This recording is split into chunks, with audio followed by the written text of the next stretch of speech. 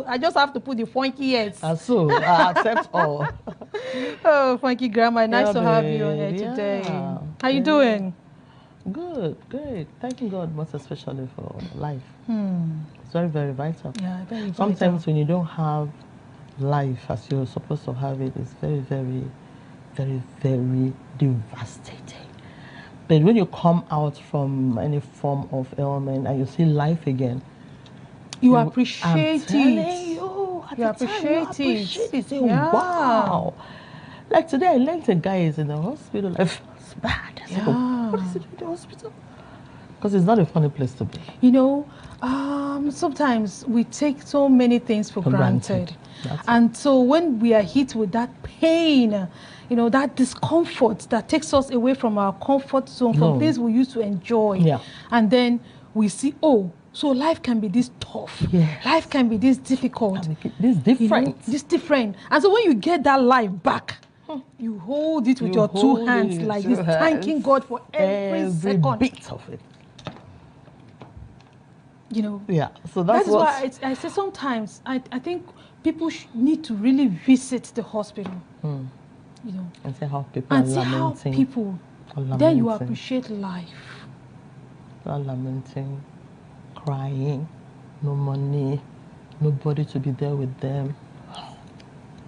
You know that this life is not a place to come and laugh and joke and run away. We thank God. We thank God for life. We thank God for life. Sure. Yeah, we thank God for especially. life. Yeah, thank God for life. You know, I was talking about parents who get so annoyed because of the way teachers treat their children. And instead of, you know, talking to teachers in a civilized way, you know, they will storm the school to beat. Beat and, you know, maltreat these teachers. I just watched a video some days ago where a father, you know, went into the school, and the next thing he started beating one of the staffers in the school there. I was wondering, why go to this extent? You know, and the whole story was boiled down to, as in, I think it was something that has to do with the guy, the father felt his child was being bewitched. By? The teacher. That particular teacher? Yes, the child came home with a foul smell of palm kernel oil. So he felt this thing was used for, you know, some kind of fetish thing. So he felt the teacher must have done something to his son. And the next moment? He went to the school. So I wanted to ask you, as a teacher, you know, do you people see some of these cases like parents? How do you even handle it? Like when you see a parent going haywire, you know, after the child must have been flogged or something, or even just little punishments. Actually, one thing I have noticed, especially in the public school where I have always been, is that things like that are not common. Oh. They are not. It's only in public schools. It's only in private schools. But in government, official schools, it doesn't happen. So could it be the case of, because we also have another case that is ongoing of a child that was flogged to death in one of the schools in, I think in Ogun State or something. Flogged? Yes, he was flogged. And when the teachers were met, or the community leaders, they didn't see anything wrong with that child being flogged. Nobody saw anything wrong because they felt teachers were given the right to flog these students.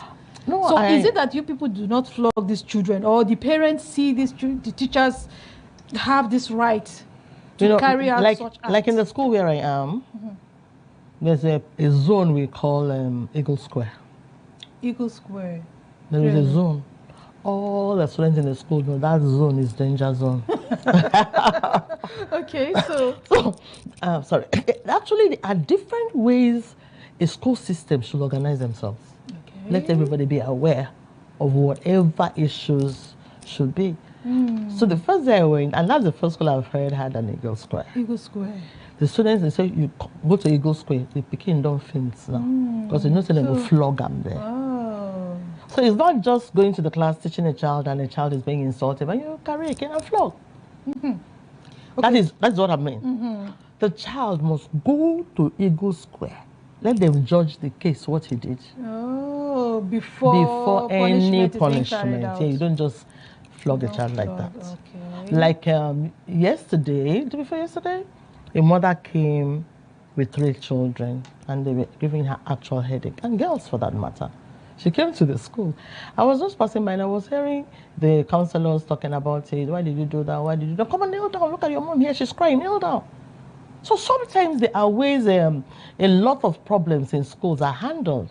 Not necessarily parents leaving their homes to come and do their bid the way they like. And not necessarily teachers just yes, flogging and not just every small thing. Yeah, no, it's begin not. to flog a child. No, it's not like that. Okay. It's not like that. All right. People should understand these aspects and know there is discipline in the secondary school or in the primary school. We can't help it. There just has to be discipline. Yeah, there just has to be discipline. All right, we'll go on the break, and when we'll come back, we'll introduce our guests as well as our topics. Stay with us. We'll be right back. Step into the heartbeat of the world, where news meets real talk. From breakthroughs in diplomacy to humanitarian challenges and scientific milestones, Global Digest takes you beyond the headlines and straight to the heart of the matter. I am Amma Marcus. Be a part of the world unfolding stories at 3 p.m. on ADBN, channel 258 on DSTV, and Star Times, channel 140. Global Digest, your window to the world's current affairs, only on Advocate Broadcasting Network.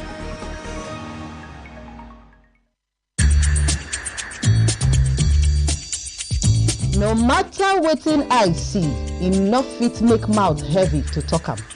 That's now why people dey talk. You know wetin dey worry you, but you no go fit take help yourself. In this kind of situation now, what if they really no talk to una? Wetin be the way forward? They go bury our chairman on Thursday. We go remain here. Make we talk good where we dey see good, and where we know say we no dey see good, make we also dey talk am. No woman, no mother deserve to know the grave of his child. The bank manager, the bank executive, they are the one the government should first pay. People They Talk, the show on Monday to Friday by 5 p.m. on top ADBN TV.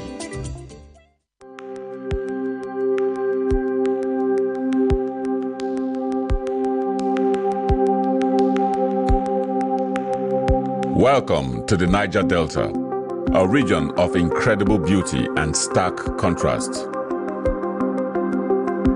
From its breathtaking landscapes to its rich cultural heritage, this is a place where history and modernity collide. But beneath this serene surface lies a story of struggle and resilience. The Niger Delta is the lifeblood of Nigeria's economy, home to vast oil reserves that fuel the nation, yet it is a land where the people fight for their share of the wealth. Join us on the program Niger Delta Today as we explore the heart of the Niger Delta, discover the vibrant cultures, the struggles for environmental justice, and the stories of the people who call this place home. This is the Niger Delta, a land of contrast, a story of resilience, a journey of hope. Don't miss our exclusive series, Niger Delta Today, every day at 12 noon, only on ADBN TV. Witness the untold stories, experience the journey, be part of the change.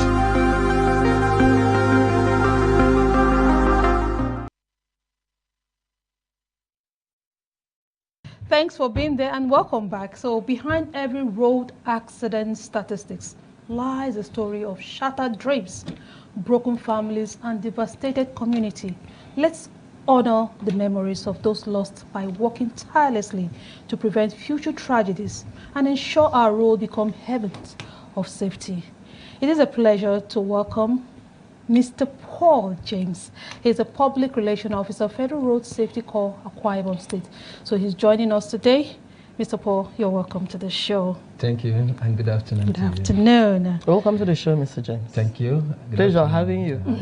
Pleasure having a uniform man. Pleasure is all mine. So thanks for your willingness to share your insight with us today. It's really great. Thanks so much. Okay, so let's start this way.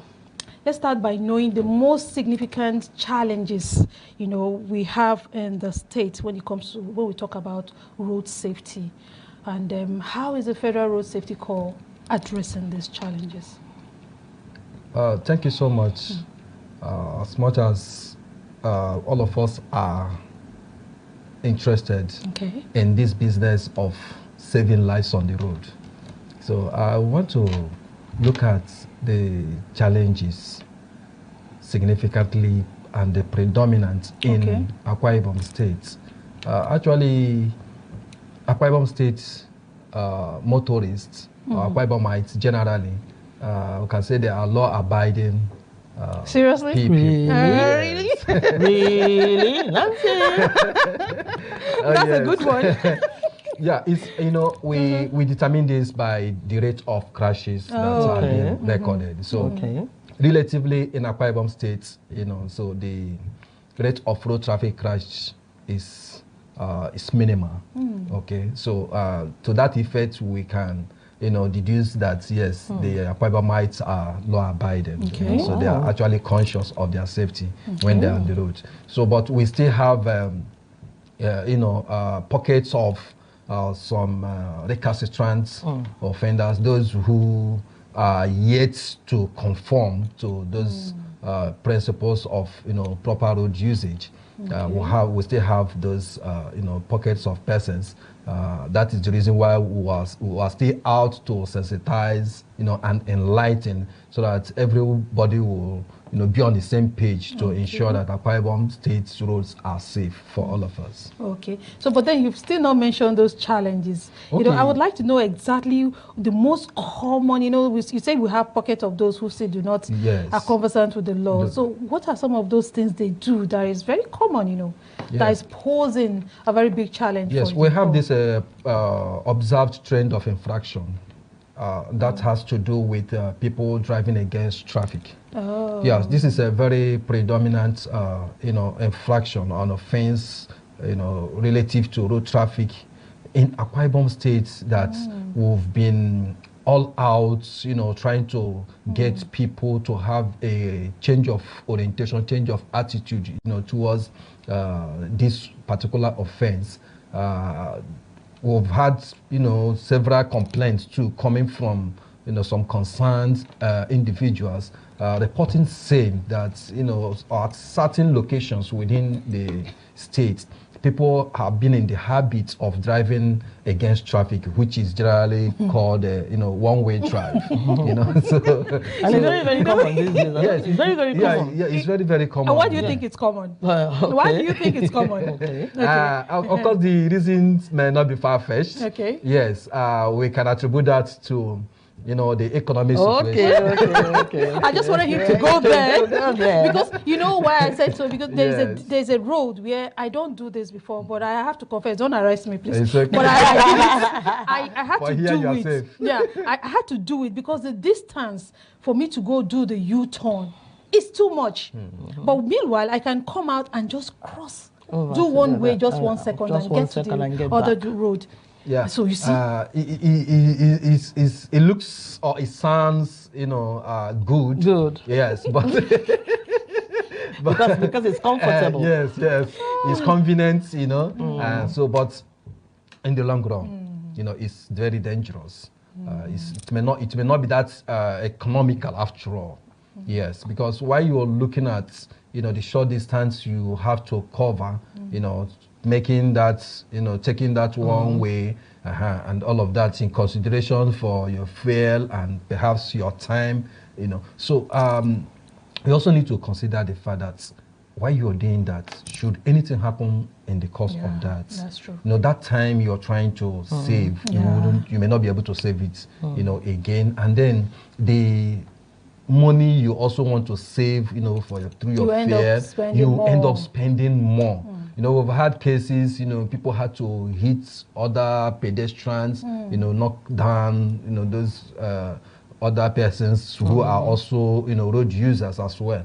And then we've also had, you know, other vehicles colliding with other vehicles and perhaps or other objects on the road. So, and in all of that, some persons end up having their vehicles damaged. Some even, you know, get to the extent of, you know, sustaining injuries and all of that. So, all of this put together, so it's not anything to compare with, you know, that, you know, small fuel you should have added, you know, to take the proper turn. You know? I understand. All right, thank you very much. Yeah, most road users do not actually even understand what road safety is. Do you agree with me on that?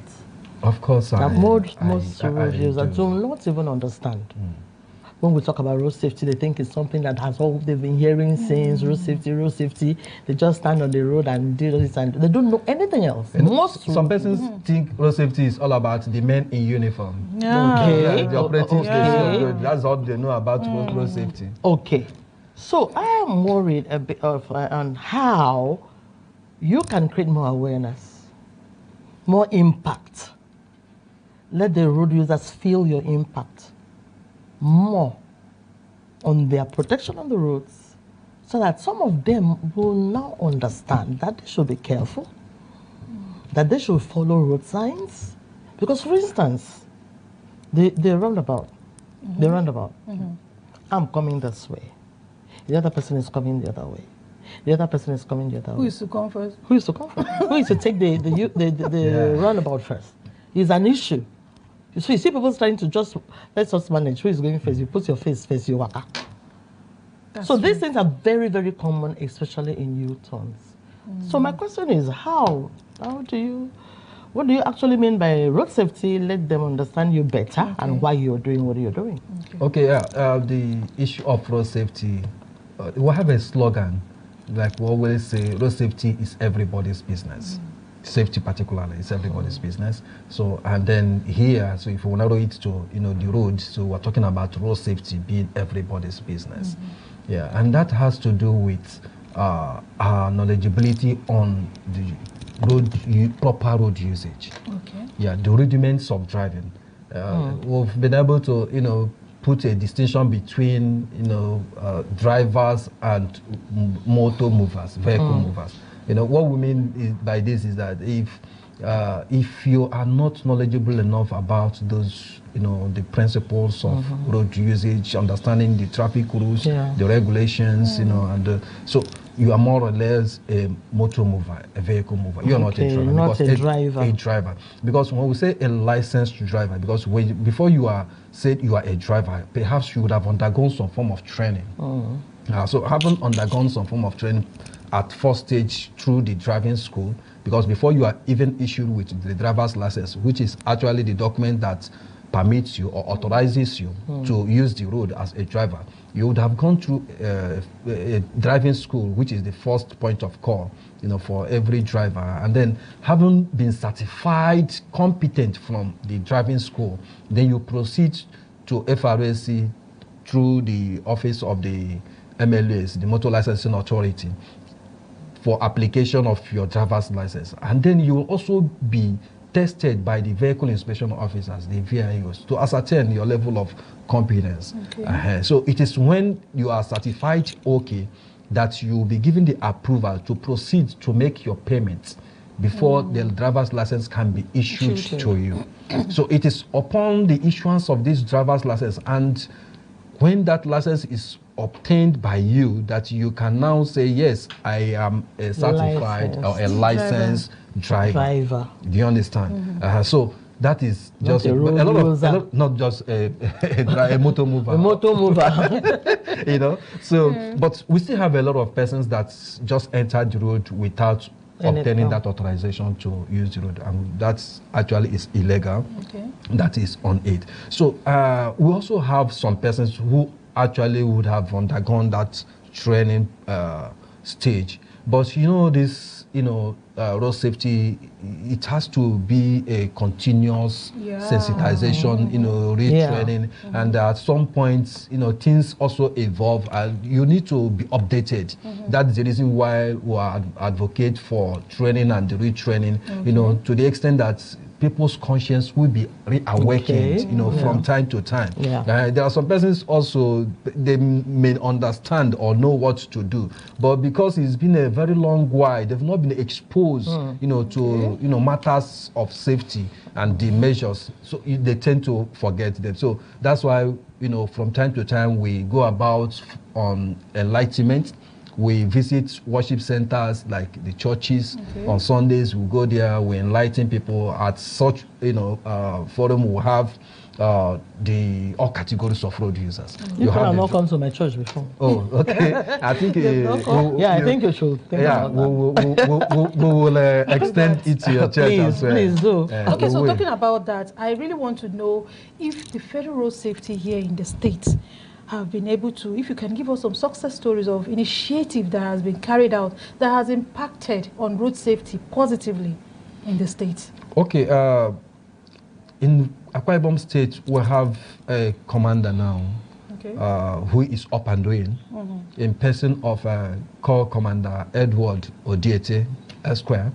Is someone who is much concerned about the safety of the road users generally. So a lot of strategies have been mapped out, particularly this period. Well, come next week, we'll have a program at hand or in view that is coming up. That's a campaign. We're going to launch a road show. Make sure that we cover most routes within Akwa Ibom State, especially within the city center. So we're going to go out for that sensitization campaign because we believe that it's not just all about the enforcement, but we need to have people that will be willing on their own, to do the right thing. So, and that's where, we'll have people with the right attitude, with that reorientation. So that's through that sensitization campaign. And then we'll also have occasions to also conduct what we call a town hall meeting, so that we'll be able to get, the opinion leaders, traditional rulers, get down to the communities, not just, people here, but we also need to go out to see people within, the suburb areas, talk to them, let them also be aware of, what is happening with respect to safe road usage. And then we also have, this concern. The sector commander has also made some move. Very soon is going to also be carried out. It's going to be conducted. We'll have concern for those traders who also encroach, on the roads. Yes, we've noticed that it's not safe for anybody at all. There has been spaces created for the market, but people tend to leave the market and then come to the road. We also notice some areas especially within the plaza area, people bring their goods to the roads, to the side of taking part of the road, to display their goods and their products. So the sector commander, a lot of, measures has been done in that aspect. We have, this story about, or story to tell about the successes recorded in Akwa Ibom State with respect to the low rate crashes. Yes. So that has been through enforcement, through the enlightenment, desensitizations that have been conducted. Road Safety also had this initiative of Catch Them Young. And that's a program that is done with the schools, where we'll have the school pupils, the younger ones here. So we want them also to start, that consciousness of safety at that, younger age, so that when they grow up, they will grow with it. Yes, so we'll have that initiative, and that's through which they have the schools inculcating this road safety in their curriculum. That's youth safety education. So we'll have that also. So it's running. Yes, so it's being done at the schools. So, this and a whole lot. We also have, this initiative of what we call Road Transport Safety Standardization Scheme. It's also an initiative that is introduced to monitor and coordinate the activities of the fleet operators, the transport operators. Yes, so with that, every day, every morning, as passengers board from the various motor parks, so operatives go there, talk to them. We call it early morning cry. Yes, we go to, it's not just about the drivers alone. So we also have, realized and identified that passengers also have their own roles and responsibilities to play in ensuring safety on the road. So with that, we'll go out there, talk to them while they are boarding, letting them know their responsibilities and duties to ensure their safety on the road, as well as the drivers, and the park operators. So in all of this, with everybody, having the awareness and knowing what they have to do with respect to their safety, I think we'll all get it right. All right. Okay. Are you already doing the program, or you're planning towards this it? Is what has been on, and that is why we've been able to curtail some of these excesses on the highways. Okay. Yeah. Another one I'm interested in is bringing it into the school curriculum. Yes. That's going to be quite interesting, because sometimes if such a program is brought into the school curriculum, we will also try to see and understand that some of our school leavers might come looking for jobs. Yes, so we already have it. It's running in the schools now. Yeah. Yes, it is. Please come to my school now. Ah. I don't want to mention my school. In fact, I don't want to mention my school here. After here, I will get the address of your school. Because if you're able to distribute yourselves into teams, and today you're coming to your local government, right? Yes. Next week, 2 weeks after, you're going to Itinan. If you're able to form groups, teams like that, you will work faster. Just give the idea. Give whatever you want to give. It will spread. Then you keep moving and moving. And after a while, you turn. After it becomes a senatorial issue. Have once a year or twice or once a month a senatorial district program for, all of these awarenesses. It's really, really going to help the people. I will also be helped, because I do wrong way at times. It has even gone beyond just way. Like I said, we'll have coppers now. Those that are also they are also vanguards. Of these they carry it to the schools where they are deployed for their primary assignments. We'll have the coppers doing that same. That's why we'll have those coppers under federal road safety as their. What is it called? These CDS, yes. So we'll have coppers under road safety. So this is how you bring individuals in, because I'm trying to imagine the kind of collaborations you have with like the state governments, other law enforcement agencies. Do you have collaboration with them, to be able to carry out road safety, to make sure that the road is safe, even with community leaders? So do you have such, platform where you seek the collaboration of these organizations, private stakeholders, to work our stakeholders' engagement in this state is quite robust. Oh. Yes. We have the security, other security agencies working with us. They are collaborating with us. Oh. Yes. We are quite, proud to have, the kind of, security outfits and the bosses that are understanding in Akwa Ibom State. Yes.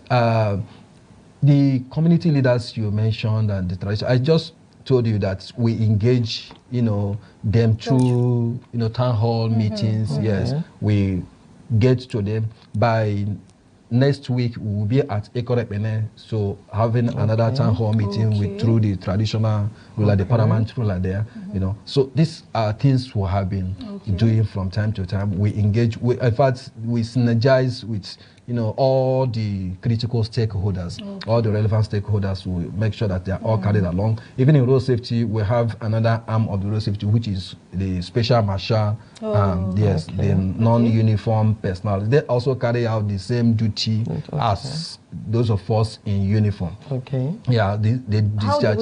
How do we identify them? Yes, you will always identify. We used to know the special marshals with their blue regalia. Yes, you see them. They will have the hand balm. So they will have the one that is like a jacket. Yes, blue. they have jackets. Yes, so that's the special marshal. You always find them on the road. They control traffic. They do enforcement and every other activity as the regular marshals. They do same too. So in all of this is to make sure that at least at every point, theirs is that without even the men in uniform going about their businesses, they can stop at any point and then control traffic or do anything to ensure safety on the road. Oh, okay. All right. Let's go on a very short break to give our guests some little time to breathe in. So we'll be right back after this short break. Stay with us. Step into the heartbeat of the world where news meets real talk. From breakthroughs in diplomacy to humanitarian challenges and scientific milestones, Global Digest takes you beyond the headlines and straight to the heart of the matter.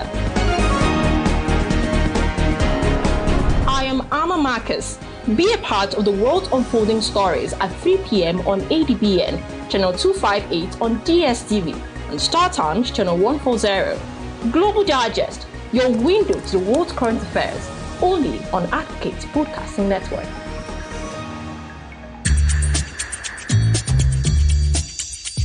No matter wetin I see, enough fit make mouth heavy to talk am. That's now why people dey talk. You know wetin dey worry you, but you no go fit take help yourself. In this kind of situation now, what if they really no talk to una? Wetin be the way forward? They go bury our chairman on Thursday. We go remain here. Make we talk good where we dey see good, and where we know say we no dey see good, make we also dey talk am. No woman, no mother deserve to know the grave of his child. The bank manager and the bank executive, they are the one the government should first face. People They Talk, the show on Monday to Friday by 5 p.m. on top ADBN TV.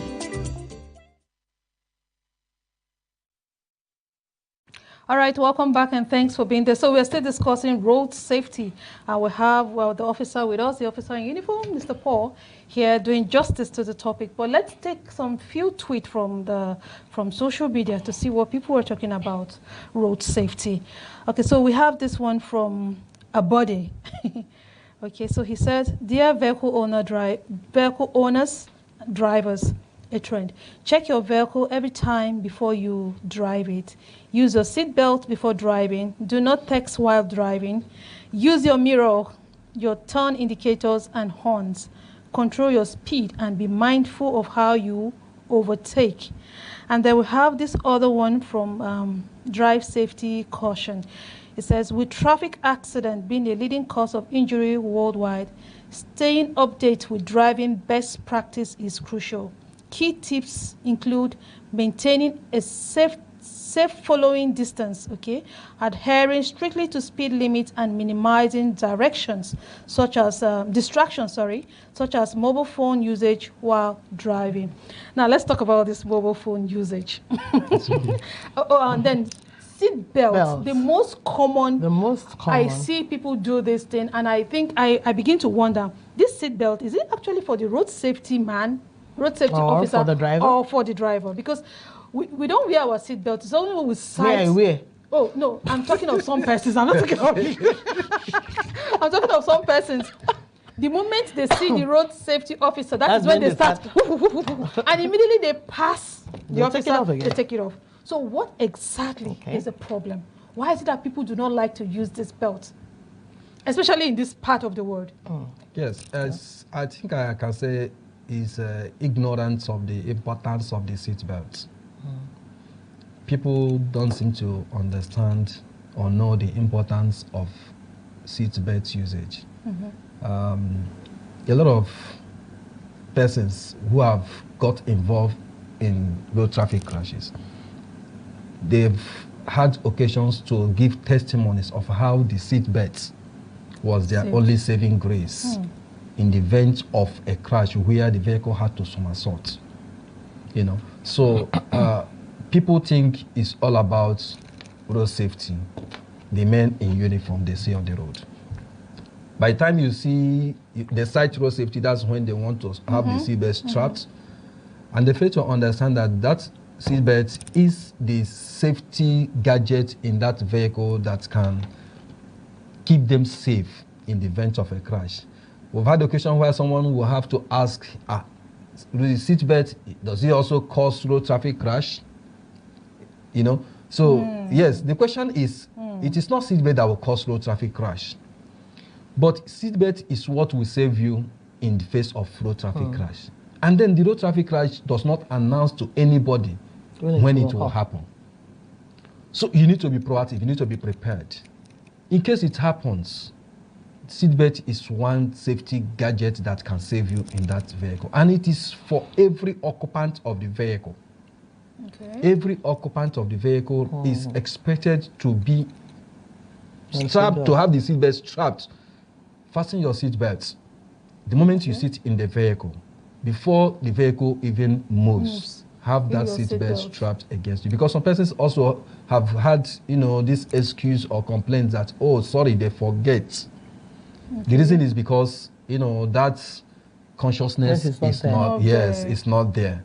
So it's important that the moment you sit, first thing first, fasten the seatbelt, so you won't have to forget when the vehicle has. Okay, but then what role does the seatbelt? I'm not trying to say the important. I just want to think aloud because I've heard so many people talk about it. Like, what role does the seatbelt play in a short distance journey? Like, you're going from one corner of your neighborhood to the other. I mean, the speed limit is just very minimal. So, what role would the seatbelt play even when there's a crash in such a place? When you talk about the short distance, it depends on the speed at which that vehicle very minimal speed. Yeah, okay. When the speed is minimal, then can we also determine at what speed an occupant of a vehicle can have his head colliding with the windshield, or perhaps even the vehicle? Yes, your steering, your dashboard, or your steering. So you can't determine that. Do you understand? So no matter how short the distance is, no matter the minimal speed, what we're saying is that other than, because a little impact of your chest, hitting the steering or the dashboard, you never can tell what damage it may do to the body. So that's why we advise that you use your seatbelt. Okay. Even though it's all about you moving from just a distance of 200, 500, you understand? So of course it wouldn't remove anything from anybody. Just fasten the seatbelt and then getting to that point, you also remove your seatbelt. Yes, because it's better that we play safe. Exactly. Yes, absolutely. Thank you, Mama. Today we okay, let me not say we. I have not seen the highway barriers anymore on the highways, not to talk of the local road barriers, because I know road safety, they have to do with road barriers. I don't know what is it. Road barriers. He knows what I'm talking about. Okay, when you talk about road barriers, I think you may be talking about those road cones, and then all the tapes. No, I want him to explain, because sometimes when I hear road barriers, they say highway barriers, normal road barriers. Okay. No, when you say barriers, so you're talking about, to me, what you may, if I understand what you're asking for, we'll have cones, like supposing we want to cordon off a particular location for sake of danger. Red cones. Red cones. You understand? We also have some tapes, reflective tapes. So we use that to cordon off, a particular location that is perhaps hazardous also. That's what we do. Or if we want to deter people from using a particular portion of the road, so we use those things also to, demarcate this place. But ordinarily, we'll have road furniture, which is those traffic signs, that are also installed on the roads. So those ones, so what we have displayed on the screen here. So these ones are things that every road user is supposed to be abreast with. Yes, so it's expected of us to be knowledgeable about the road signs. These are conventional signs that we need to know we see these signs, but believe me, we know about them in the book. But we hardly see them on the road. Yeah, we hardly see them on the road. Now, one of my major concerns is that I hardly see zebra crossing in this state. Does it mean we don't need it? We do need them at locations where they are necessary. In schools, right? Yes, at locations where you have public places generally. Yes, at public places where you are likely to have human traffic crossing the road. Yes. So we need zebra crossing. Okay, so why don't we have it in the states? Okay, we may say we don't have them adequately, but not that we don't have them. We have them at some locations in the states. Few. We may not have them adequately, though. Yes. The issue is that some of these places, some of those public places were not built when the roads were constructed. Okay. You understand? When the roads were constructed, those places were not built. So when a facility is built at a particular location, you know, so road safety on our part, we don't install the road furniture. We don't install those facilities, the zebra crossing or the road signs. Yes, but our statutory function or duty is to conduct what we call road audits. Okay. Yes, we do road audit. We do that on quarterly basis. We have a team. They go along a particular route, assess the roads, look at what needs to be put in place to guarantee the safety of road users. And then after that, we come and then analyze it, make a report, and then forward to the appropriate authority. It may, if it is a state road, it can be forwarded to the State Ministry of Works. If it is federal road, it's forwarded to Federal Ministry of Works. So that, the government had that recommendation from us, and through that agency or the authority, something has to be done. And then we follow up from time to time too. So that's our own duty with respect to that. Yeah. So, but we also advise. Now, if you have a facility built, in as much as you are expecting patronage, so you also should put measures in place to guarantee the safety of your customers or your clients. So for those who have such public places, it won't be out of place to seek government approval to have such things installed within that area. Yes, it's all about ensuring safety. Say, for instance, you have a school and you have those little kids. So if you have them, it's not out of place that you seek government approval, and then when that approval is secured, you can get those things installed. So whose responsibility is it? Is it now the school or the road safety, or which agency? Because I see schools. I do not see what they call it, the pedestrian stairs, what they call that footbridge. Yeah, the footbridge. Yes. I do not see footbridge. And I see schools, and I see little kids struggling to cross the road. It's a very big problem in the state. So whose responsibility is it to create this, what they call a zebra crossing, and to make sure people also use them? Because I know a lot of people do not even know what it is. Yes, the provision and the installation of those road furniture is government responsibility. Okay. It's government responsibility. So who are the government? You know the government? No, government agencies, have different functions. Like I did mention that when we make our recommendations, we send them through the Ministry of Works. If it's a state road, through the State Ministry of Work to the state government. If it is a federal road, through the Federal Ministry of Work to the federal government. Do you understand? It's the government that awards contracts of the road. So ordinarily, during the construction of a road, the road furniture are supposed to be installed at the completion of the road construction.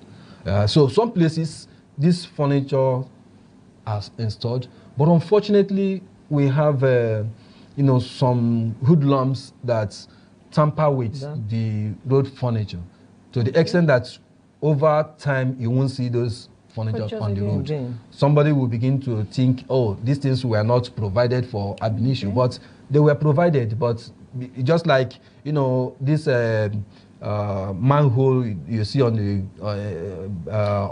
ground, on the road, with this steel, cover. In a short while, you see people removing those things, leaving those drainage, dots open, which is very, very dangerous. You see, so these are so many things that are being, seen on the road. The people undermine the safety of road users. So, but that's not good enough, and that's why we've been sensitizing people, giving this enlightenment, and then the issue of getting people to use, these facilities where they are provided is another issue too. Exactly. Yes, and that's why road safety, as we speak now, we have had a mandate from our headquarters, our national headquarters, to ensure that at least we stage a campaign. It's part of the campaign that we'll be launching by next week. Yes, to make sure that we sensitize people enough on how to use this zebra crossing, the pedestrian crossing, the footbridges that are provided. funny enough, we observe, some persons. Like this one is particularly at a particular location within Uyo here. Okay. The footbridge. Other than people, using the footbridge to cross the road, you know what they do? They will only climb the footbridge, stand there, and then take a selfie. Come down and walk underneath. Oh my goodness. I'm sure you're just kidding, right? I am in Lagos. Oh, yes. It's a very funny situation. Oh my goodness. So, my so we goodness. really So need the people need a lot of awareness. Yes, people need to, But I keep wondering. Some locations, you even see people use the footbridge to display, their goods. You understand? That's where they think is best for them to sell and all of that. So such things, are not good enough. We've had cause sometime, to go for enforcement, and then in the course of trying, to keep people away from, staying up there. And you see people running to the extent that, one woman was almost, running into a vehicle and all of that. So, and then we had to, soft pedal. So, but with sensitization, we've been doing that. All right, sometimes we'll have to mount men to be at such locations to ensure that people don't. Exactly. So yes, so we deploy several measures to get people. If you before Funky Mama come, I just want to say something. I've never seen a pedestrian light. The traffic light? Yeah, the traffic light, because we have the ones for the vehicle, right? Then we have the one that shows that somebody can walk. Exactly. So is it not, don't we deserve this kind of facilities, to help? Because it's not all about the vehicles. Yes, people get knocked down by vehicles. So we have, when we're talking about road safety also, we should also be mindful of pedestrians. Exactly. Yeah. So when we have such facility, it will also help. So don't you think it is high time? I want to talk about the new technologies that is in the oven, Yeah, actually, it's actually not new. It's been there. So, but it's just that we'll have to start from somewhere first. Okay. There are some locations you still find that pedestrian lights. Okay. There are some locations. So some other locations where they are not yet installed. I think some recommendations have been made. In the light of that. Okay. But road safety were always, going out, looking out for some of these, deficiencies, and then wherever we have or we see the need, for such things to be installed, we'll make sure that we make it. All right, thank you, Mama. Go before we talk about December, what they have in plans. Yeah, my problem is also on drivers, whether motor drivers. Whether license, tricycle or that is car, whatever, movable drivers or riders, movable riders or licensed drivers. Okay. Sorry, let me take it that way. Okay. Let me take it that way. I have also noticed that a lot of drivers, some of them are licensed, and you also can bear with me that most of the tests that people do these days just to get the license is not in good light. They buy their way through. Yes. So when that is done, what's going to be the outcome of the license? Because this person has not actually done a good training, has not gone for a proper test. They just went over and just got the license. What do you think about I think that practice is no longer obtainable now. The reason is, before now, that was actually one of the reasons that informed the new driver's license now that we have now, that you have to go through driving school. So what it means is that if you are a fresh applicant, before you are issued with driver's license, you must undergo a training session of not less than 25 training days with the driving school. So it is upon completion of the 25 training sessions that you'll be made to sit for computer-based tests on the 26th. It is after which the driving school issues you with a certificate. Okay. Okay. Yeah, with that certificate, then you can now proceed to getting the driver's license. Okay. And so it is not possible for anyone to be issued with a driving license or driver's license without going through this. All right, we have to go, Mr. Paul, but goodness, I wish we had enough time for this. Oh goodness. Okay, so just in 1 minute, can you just tell us, I'm talking about emergency response. You know, when something happens on the road like that, it takes time before, you know, we have people who respond to this. So in this state, are there, you know, things that are being done to enhance the response to accident scene? Yes, we have federal road safety formations within Akwa Ibom State. Some local locations will have a unit at Eket, we have a unit at Ikorekmene, we have a unit at Mbak, we have a unit at Abak. Then we'll have the sector command itself at Uyo here. And then apart from these, we still have the local government station officers in every local government in this state. Oh, so in every local government, yes. So now their duties and their functions there is to ensure quick response to a crash or emergency situations. So that is on that. But apart from that, if the crash also happen, of course, FRSC, sometimes it happen at night. So and we don't do patrol at night. So, but we expect that people should be able to, you know, send a call across to us. And then we'll have that emergency line, which is 122. It's a toll-free line. Yeah. Yes, 122 is FRSC emergency toll-free line. So when that line is called, then there will be quick response. All right, thank you so much, Mr. Paul, for your insights today. Oh, goodness. Thank we'll you have for a lot of being with questions, us. but we'll have to Thank you go. so much to talk about. Thank you very, very much. Thank you. We Thank you. appreciate It's been it a a lot. pleasure. All right, thank you for being a part of the show today. From all of us in the studios, bye-bye, and thanks for watching. Thank you.